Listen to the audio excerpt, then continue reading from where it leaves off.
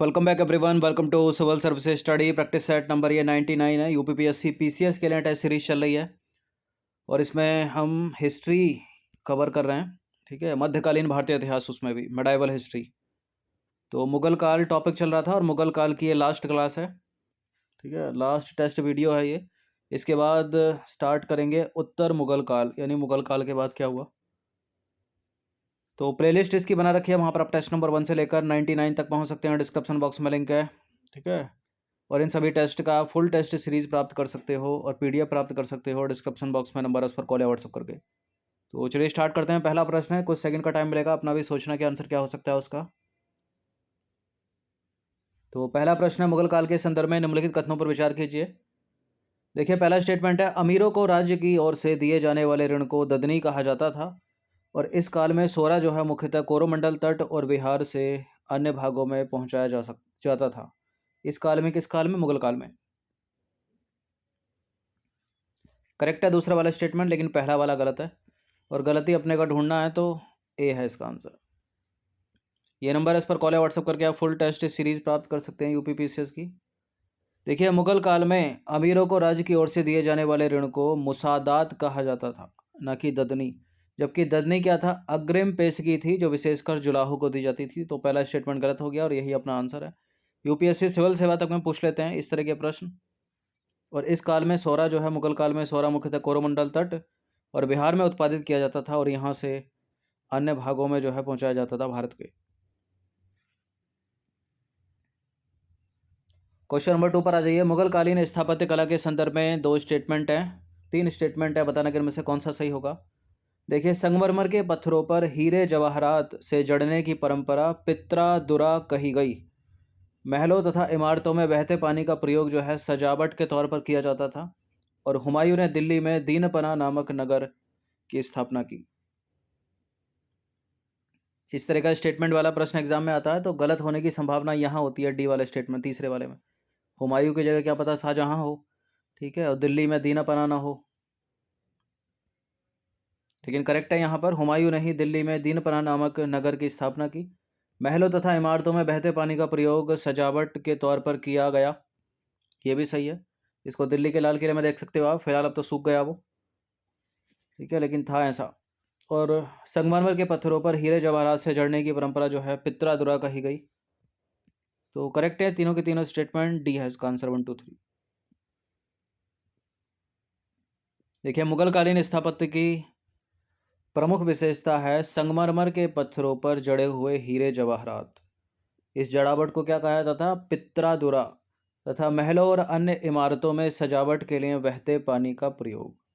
हुमायूं ने 1553 में दिल्ली में दीनपना नामक एक नगर बसाया, जो आज पुराने किले के नाम से विख्यात है। ठीक है, और विश्व का शरण स्थल कहा जाता है दीनपना को, और इसकी हालत बहुत खराब है इस समय दिल्ली में।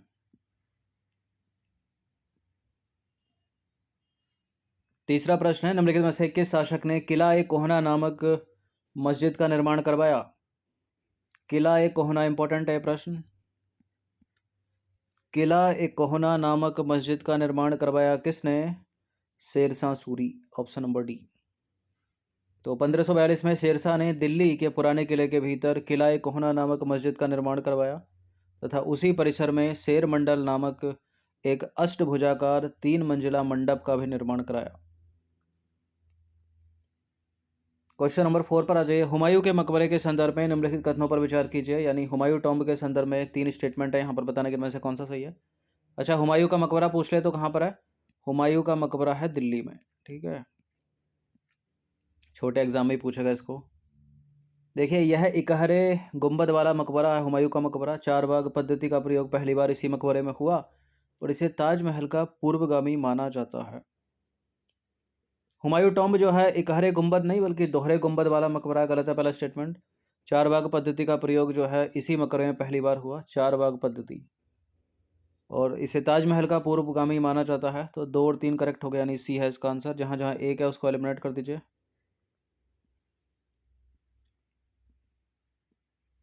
देखिए, हुमायूं के मकबरे का निर्माण जो है किसने कराया था? हाजी बेगम ने कराया था।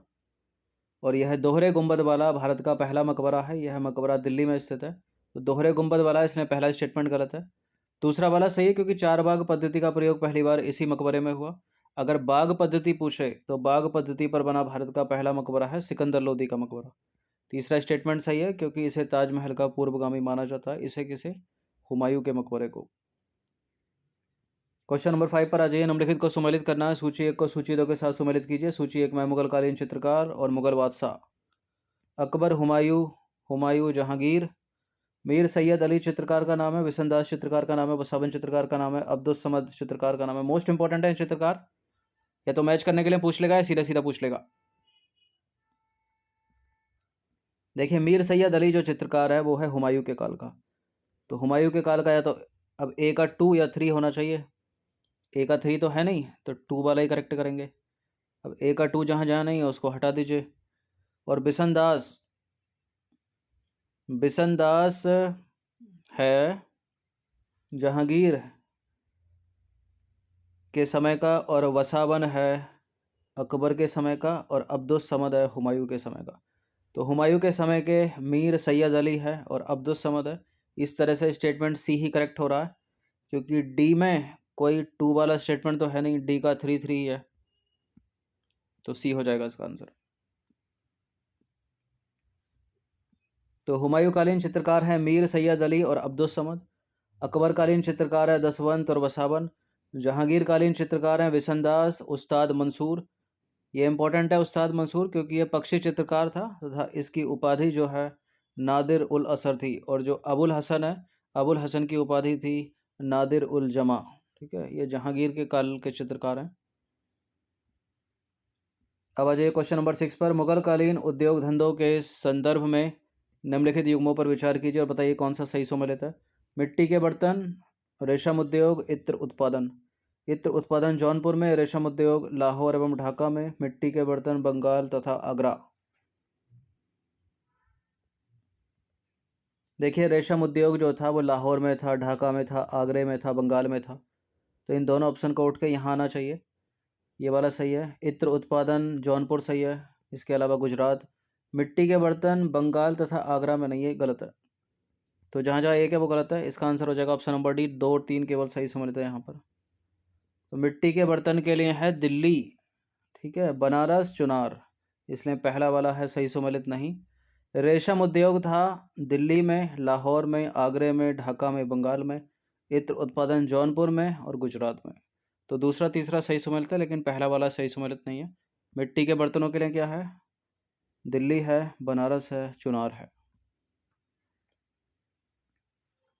ठीक है, रेशम उद्योग के लिए भी है दिल्ली। क्वेश्चन नंबर 7 पर आ जाइए। मुगल काल के संदर्भ में निम्नलिखित कथनों पर विचार कीजिए। पहला कथन है समुद्री जहाज़ों का निर्माण मुगल काल में बहुत उन्नत अवस्था में था। अकबर ने समुद्री जहाज निर्माण के लिए एक अलग विभाग की स्थापना की थी। बताइए कौन सा एक सही नहीं है। अकबर ने समुद्री जहाज निर्माण के लिए एक पृथक विभाग बनाया था, ये सही बात है, लेकिन समुद्री जहाज़ों का निर्माण मुगल काल में उन्नत अवस्था में नहीं था। तो गलत है पहला वाला स्टेटमेंट, वही अपना आंसर हो जाएगा। देखिए समुद्री जहाज़ों का निर्माण मुगल काल में उन्नत अवस्था में नहीं था, तो इनकरेक्ट है पहला स्टेटमेंट। दूसरा वाला सही है। अकबर ने जहाज निर्माण के लिए एक पृथक विभाग की स्थापना की तथा औरंगजेब ने एक नौसेना तैयार की थी। अब आ जाइए क्वेश्चन नंबर 8 पर। मुगल काल में चेट्टी, चेट्टी का संबंध निम्नलिखित में से किससे था? व्यापारी वर्ग से, शिल्पी वर्ग से, कृषक वर्ग से या जागीरदार वर्ग से? मुगल काल में चिट्टी का संबंध है व्यापारी वर्ग से। ऑप्शन नंबर ए है इसका आंसर। देखिए दक्षिण भारत में चिट्टी जो है व्यापारी समुदाय के प्रमुख अंग थे और मुगल काल में थोक व्यापारियों को सेठ, बोहरा, मोदी कहा जाता था और खुदरा व्यापारियों को व्यापारी या वणिक कहा जाता था। क्वेश्चन नंबर 9 पर आ जाइए। मुगल काल के संदर्भ में निम्नलिखित कथनों पर विचार कीजिए। पहला कथन है शाहजहां ने सिंचाई सुविधा के लिए नहर ए फैज का निर्माण कराया। मुगल काल में गन्ना, कपास तथा नील के उत्पादन पर अधिक दर पर मालगुजारी नगद रूप से अदा करनी होती थी। ये करेक्ट है, दोनों के दोनों स्टेटमेंट। सी है इसका आंसर। ठीक है, नहर से लेके प्रश्न पूछा है और शाहजहां उत्तर करेक्ट हुआ है एग्जाम में, तो दोनों के दोनों करेक्ट हैं। सी है इसका आंसर। देखिए, शाहजहाँ के शासनकाल में यानी 1630 से लेकर 1632 में दक्कन तथा गुजरात में अकाल पड़ा। शाहजहाँ ने अकाल से निपटने के लिए सिंचाई की सुविधा के लिए नहर ए फैज का निर्माण करवाया। इसके अतिरिक्त शाहजहाँ ने दूसरी नहर नहर ए साहिब की मरम्मत करवाई और मुगल काल में गन्ना, कपास, नील तथा रेशम आदि फसलों का भी उत्पादन होता था। इन्हें तिजारती यानी नगदी फसलें कहा जाता था और इन फसलों पर अधिक दर मालगुजारी नगद रूप से अदा करनी होती थी। क्वेश्चन नंबर 10 पर आ जाइए। मुगल काल में तकावी क्या था? फसल काटने के समय मनाया जाने वाला कोई त्यौहार था क्या? अमीरों को दी जाने वाली कोई भूमि थी क्या? विशेष प्रकार का वस्त्र जो बादशाह तथा अमीर वर्ग धारण करते थे, या एक प्रकार का ऋण था तकावी? मुगल काल में तकावी एक प्रकार का ऋण था, तो ऑप्शन नंबर ए है इसका आंसर।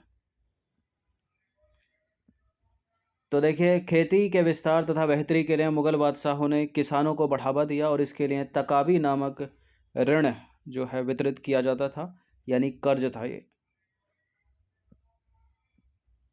तो 10 प्रश्न थे मुगल काल के। अब मुगल काल जो है पूरा कंप्लीट हो चुका है मध्यकालीन भारतीय इतिहास में। ठीक है, कम से कम इसके लिए 6 या 7 क्लास हो गई। इनकी प्रैक्टिस कर लीजिएगा सबकी।